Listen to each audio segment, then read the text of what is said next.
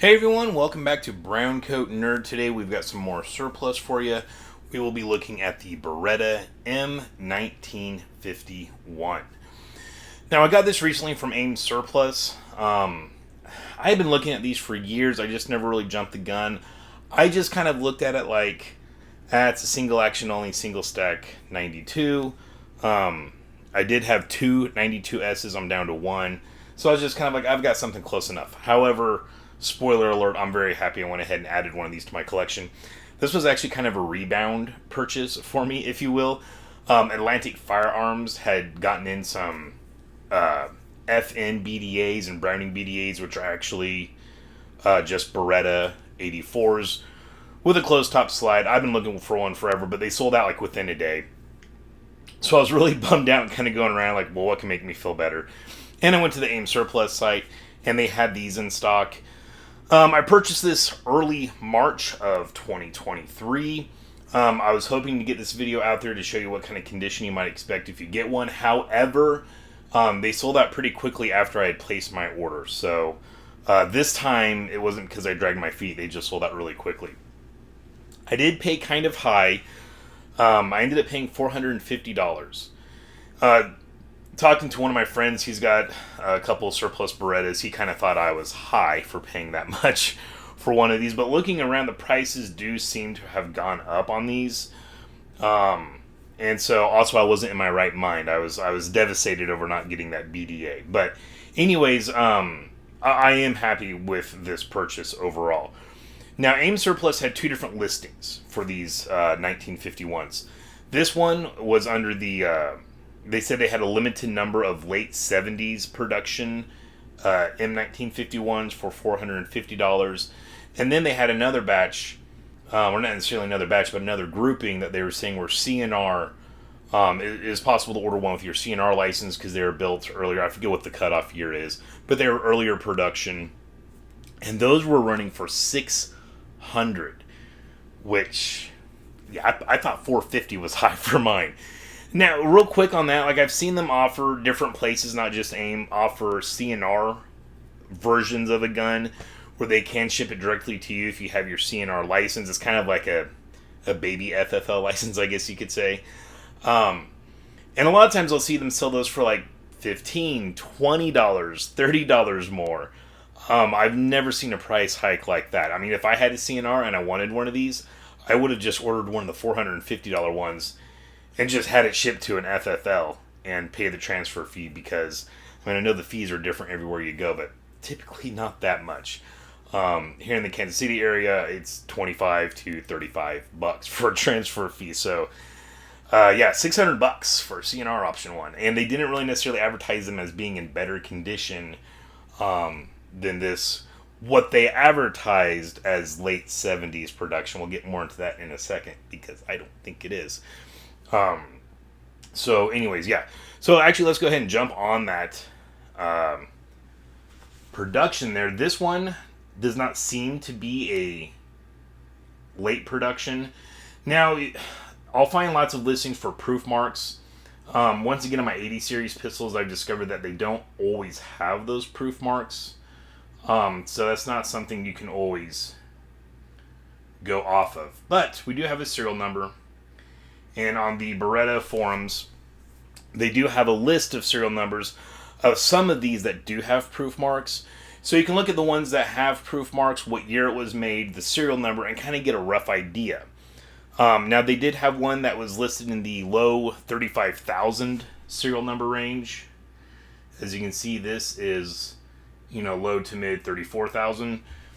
And that one did have a proof mark, and it was 1969. So this is probably a early 68 production. Definitely not late 70s. So that I'm not really frustrated with that one way or another. When they listed the cheaper ones as being late 70s, to me that was even more appealing than a CNR one, despite just the price difference. But the fact is, a little more likely to not have as much wear as one that's been out for years and years. Also, this gun did go through some changes and get improvements to the later models. I wouldn't necessarily mind having to the one that I have. But at the same time, if you have an early one, it's not like those guns are unshootable or anything like that. They're perfectly fine to shoot. Definitely probably want to shoot plus P through them. But there's really no issue with those earlier ones. It's just the later ones are a little bit better from everything that I've read. So, yeah, so this ended up being a 68 production. Also, looking around online, I had someone point out that the 70s tend to have a D prefix, which, once again, obviously, this one does not. So, this gun, a lot of times you'll find listings or videos saying it was designed by Tullio Marangoni. Probably mispronounced that. He was a designer for Beretta. He was born in 1881 and passed away in 1965. Now, some videos I will see will mention him as the designer. Some videos I see will mention him as the designer, but kind of hint at it was really in name only as like an honorary thing. I think he's getting ready to retire. And like I said, he did pass away in 65. So shortly after this gun had come out. And even when I went to the, I think like the Gun Wiki website and looked him up, there's not really a whole lot of information on him out there, at least in English. But the Gun Wiki page has a whole listing of all the different Beretta designs that he was responsible for. And I did find it interesting that they don't even list the M1951. So, at the very least, prestigiously, he was the designer of this gun. However, he may not have had a whole lot, if any, influence on it. Everything that I read says the design did begin on this in the late 40s. It did see limited production in 1953 and would not hit full production until 1956. Now, a few things to note about this that is really good for any collector, especially of Berettas. This has lots of very key features. Now, one thing I see a lot of people say is like, oh, it's the precursor to the 92, and it definitely is. But they're like, look, it has the same slide as the 92, so obviously they're related. So many Berettas before this had that open slide design. That's always been kind of a Beretta thing. That's not specifically a 92 thing. However, the 92 does have it, so it does kind of jump out. But yeah, Beretta's used this open top slide for quite some time. However, it is the first 9mm Parabellum gun that Beretta had designed. It is also the first locking breech, which Beretta kind of stole from the Walther P38.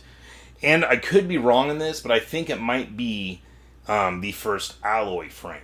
And I'll get into that, but they kind of switched back and forth with the alloy frame. So it definitely is kind of a landmark gun. And like I said, it definitely is the precursor to the 92. So if you're someone that collects 92s and has a large variety of 92s, I feel like this absolutely has a spot in that collection.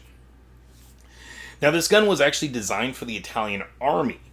And they were using the M1934 Beretta. That was chambered in .380. And so this was designed for them to replace that.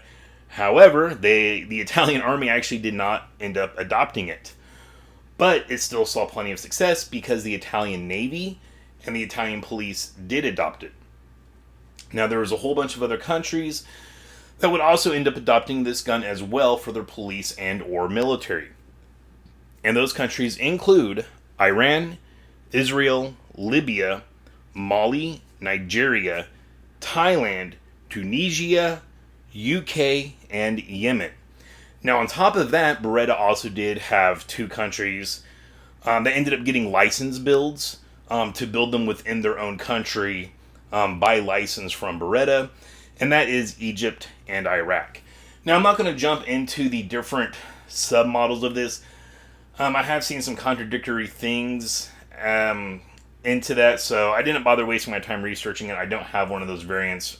If I do end up getting one of those, maybe I will jump down that path. You will see a lot of the Egyptian Helwan, however it's pronounced. Hey, puppy. Sorry, I don't have anyone watch the doggo, so we might get interrupted here shortly. Those are very common on the American market. You will see those both. Ones that were built for the civilian commercial market and ones that were built for Egyptian military or police contract. I will just say real quick, a pretty common consensus on those.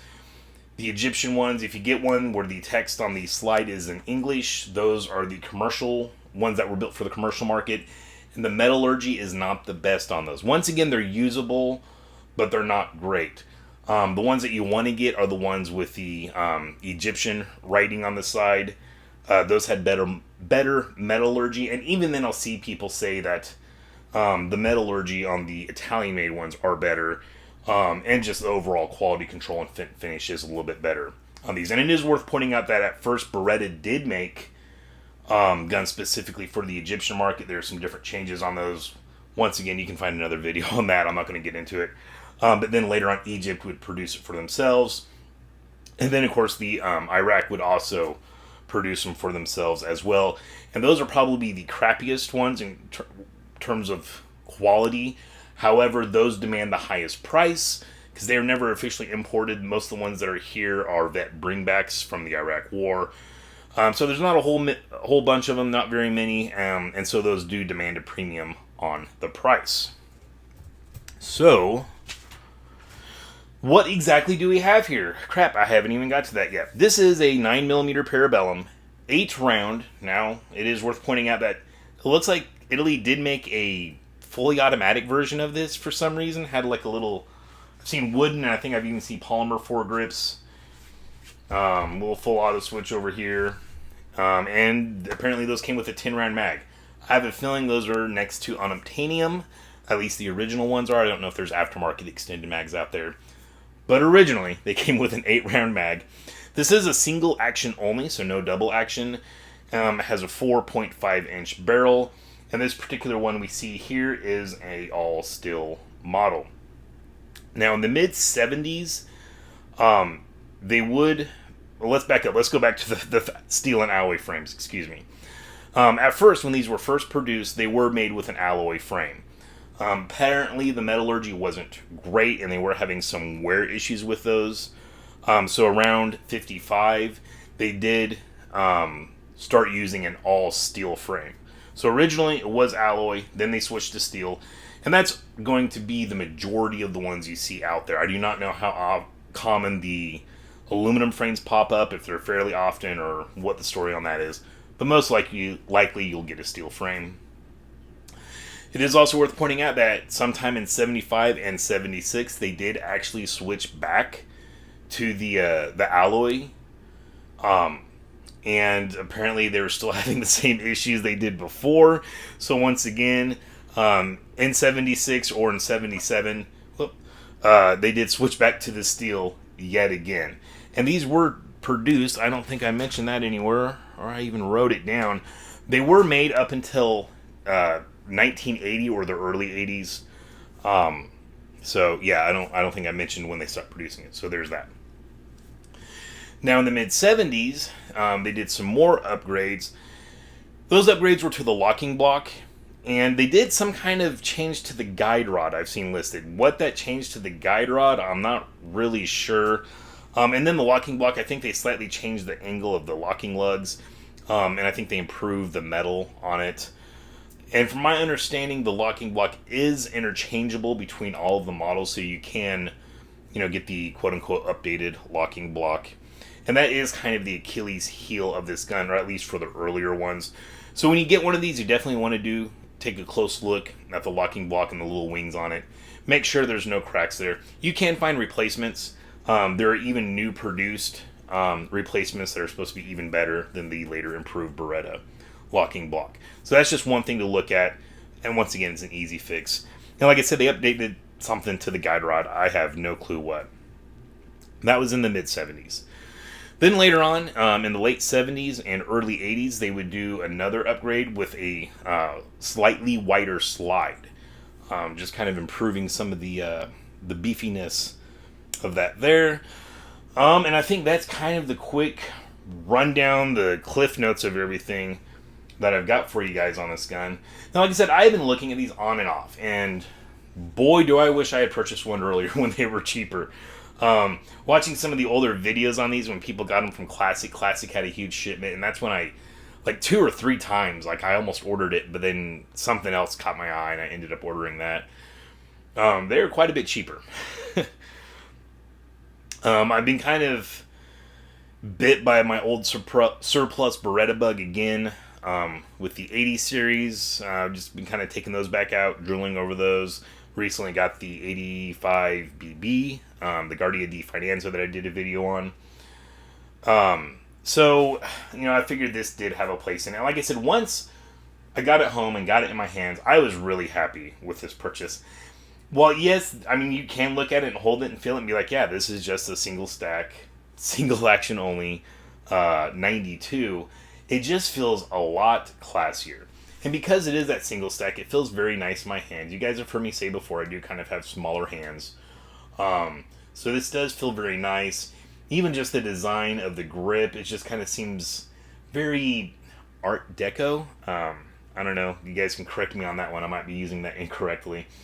It is worth pointing out that there are two different kinds of grips that I've seen from Beretta. I believe this is the earlier one, where it's just plain. And then the later ones have the Beretta logo. I tend to call that the Trident, and I'm surprised no one's called me out on that yet. I know it's technically just 3 arrows. But it's got the Beretta logo molded in. And these grips are not the best. They're pretty fragile. As a matter of fact, that's how this one came to me. I'm not terribly surprised. You can find plenty of new old stock grips for these, and I will probably order me some just to kind of brighten up the look of this. However, I'm kind of bummed because I cannot find any without the Beretta logo. Now, normally I feel like I'd be like, no, get the logo. Beretta's got a cool looking logo. But something is just, to me, I don't know what it is, adds to the classy look of this without that logo molded in there. I can't put my finger on it, but yeah, it's not a huge deal, but I do wish I could find this style of grip, but oh well, it is what it is. Another very, very weird thing about this gun is the safety. You can only turn it on when the hammer is back, and this gun is safety checked. As we can see, it is empty. But it's got a crossbolt safety, like something you expect to see on a long gun. I don't know if I've ever seen a handgun, and I'm sure there are some out there that have this. Now, a lot of people talk about how you have to use your other hand to disengage the safety, and then a lot of people talk about how you can just kind of hit it with your thumb knuckle, and that is pretty easy to do. And I would imagine that's how they intended for that to be used. But yeah, there's that. Then we also have our heel mag release, which is something that you can kind of see carried over on the 92S. They didn't move that mag release up to where we'd expect to see it until the Beretta 92F. Or maybe technically the M9 for the military. Mags do not drop free. And from what I've seen, that is not just this one, that is all of them. And some of them, it's actually quite tough to pull these mags out. Now, this mag is actually in pretty good shape, which is a good thing. These are not the cheapest mags. Once again, we get that little heel cut out from the mag release, very reminiscent of the 92 and 92S mags. There's that. Overall condition of this, I'm pretty darn happy with. We got a little blemish right across the B there. And once again, I haven't really cleaned this up. I went over it with a Casey Birchwood barricade wipe, and that's all that I've done. The barrel did seem to be good, in good condition. However, it is pretty dirty. I haven't taken time to clean that yet.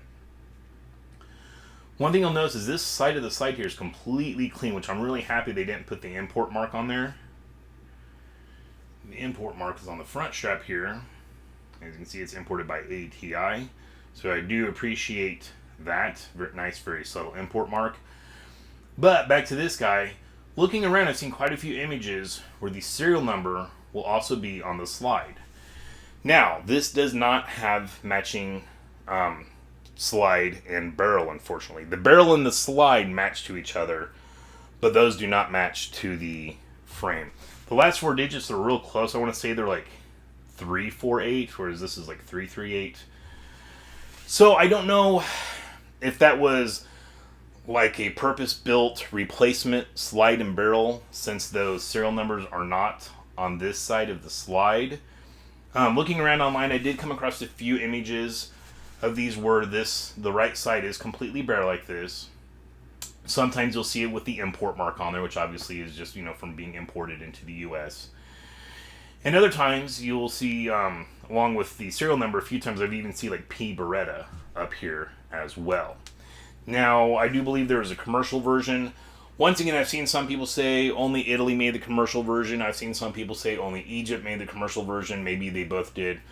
I don't know, but the different roll marks might also come into play with whether it was built for, a government contract or for the commercial market. But I wanted to point that out. I thought that was very interesting, which, it looks nice and clean, and as long as it shoots straight, also worth pointing out, I have not shot this yet. I just got it. So we will see. One thing that does suck, there's not a whole bunch of videos on these that go into in-depth information. Michiko, of course, he does have a video where he more or less kind of compares it with the Egyptian model. I'm trying to remember who else really... I don't think Forgotten Weapons really has anything on this. One channel that I never really mentioned, but I do watch their stuff a lot, and I think they have great information on there, is the Brownell's YouTube channel. And they do have a video on these that are a little from the Vault series. So if you want, more information, it's definitely worth checking that out. And just in general too, I never mentioned Brownell's, but they do have some pretty good videos and pretty good info on there. These sights are, if you ever shot a Beretta 92 or 92S, they're what you'd expect. Pretty darn low. Not much there. But once again, overall condition, I'm really happy with. Now, if you guys watch my video on the Beretta 85 BB I recently got, when I went to the FFL, the guy that was behind the counter actually collects 80 series. And so we kind of started talking. So when I went up to get this, fill out the paperwork on it, he was there again. So we started talking a little bit about Berettas again. I complained about how I missed out on the BDA sale. And so I ended up getting this instead. And he was kind of in the same boat as me. He's like, I actually don't have one of these in my collection, but I've always thought about adding it. And then once again, I was like, yeah, they're kind of pricey though. I think I told him I paid $400, and but looking back, is actually like $450. And he was like, honestly, in the condition that you got in today's market, he's like, that's not that bad. And so I'm like thinking to myself, okay, he's just trying to make me feel better about myself, so I keep coming back here and buying transfers or whatever. But as we were finishing up, he was like, you know what? He's like, where did you get this from? I was like, AIM Surplus. He's like, you know what?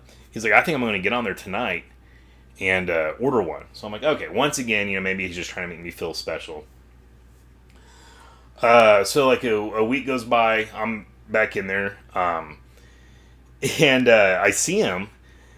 And also since then, they had sold out. So I was like, hey, did you get a chance to get one of those before they sold out? And he's like, actually, yes. And I was like, oh, sweet, nice. And he's like, well, wait a second. He's like, I just shot it this morning for the first time. So he went and got it. So definitely not full of BS about ordering one. He did order one and showed me the freaking proof. But he was a little upset at the condition. Now, the condition wasn't horrible.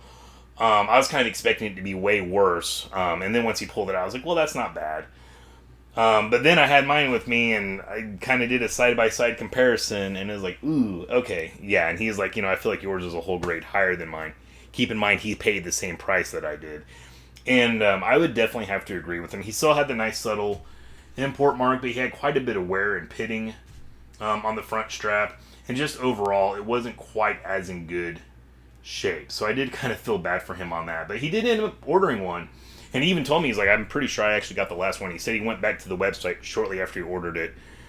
And that's when he noticed it was listed sold out. So I thought that was interesting. We both got some of the last ones.